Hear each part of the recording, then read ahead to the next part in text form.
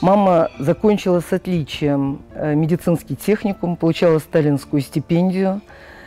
И ее планировали направить в Андижанский мединститут, предложили ей изменить национальность в паспорте, записаться узбечкой. И если бы она согласилась стать узбечкой, то она бы, естественно, получила бы место в Андижанском медицинском институте. Мама отказалась, и поэтому врачом она не стала, осталась фельдшером.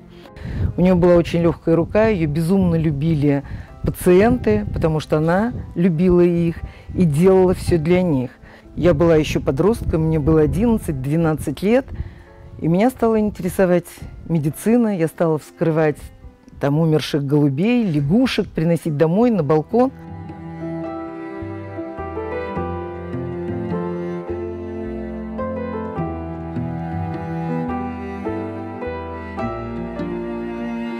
Я устроилась работать санитаркой в операционную и была очень активным человеком. Я стала тут же секретарем комсомольской организации в этой больнице. Вставала в 5 утра, учила химию, биологию, физику, а потом к 8 утра шла на работу мыть полы в операционной.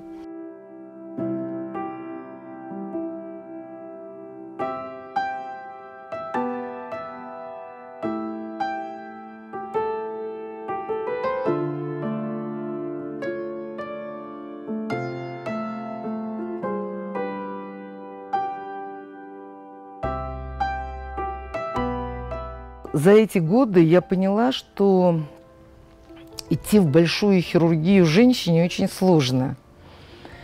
И на 4-м курсе я пошла на кружок глазной. Совершенно случайно я попала в офтальмологическую операционную.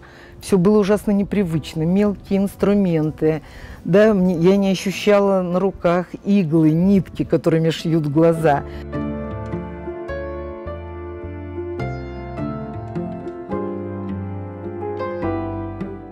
И я не жалею, что я сделала этот выбор. Я считаю, что у меня вообще лучшая специальность в мире, потому что возможность слепому человеку вернуть зрение – это великая возможность.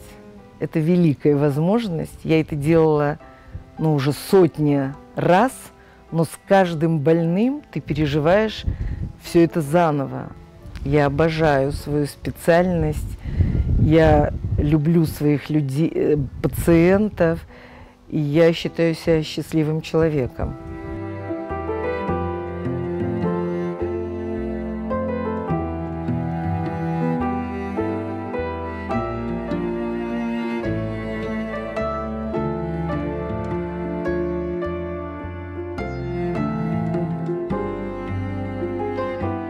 В 1976 году, когда я работала вот в этой больнице МПС санитаркой, в эту глазную больницу попала соседка, узбечка. И в этой больнице лежали онкологические больные. И я стою у лифта на 1-м этаже, а по ступенькам спускается мальчик, у которого выраженный экзофтальм. Экзофтальм – это когда выпученные глаза, они были ярко-малинового цвета. Я на него посмотрела, и я тогда подумала, если мне в жизни повезет, и я когда-нибудь стану врачом, в эту больницу я не приду никогда.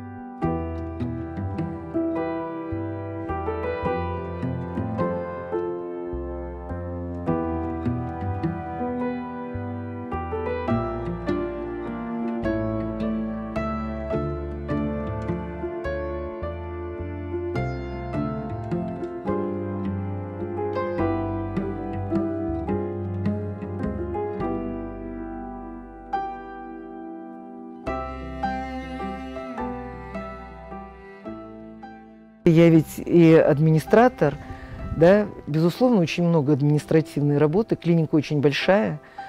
Мы делаем 25 тысяч операций в год, клиника. И поэтому я оперирую очень много, почти каждый день. И поэтому, когда я прихожу в операционную, я там отдыхаю. Я обожаю хирургию.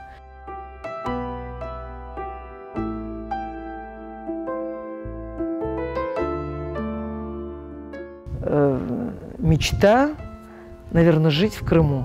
Но моя судьба сложилась, видите, в Москве. Я живу 45 лет, прожила в Москве. И профессиональная моя карьера сложилась в Москве. Но я надеюсь, что я приеду в Крым. Во всяком случае, видите, я построила дом и делаю все. Стараюсь помогать офтальмологам Крыма. Для меня очень важно, что я могу что-то сделать для Крыма.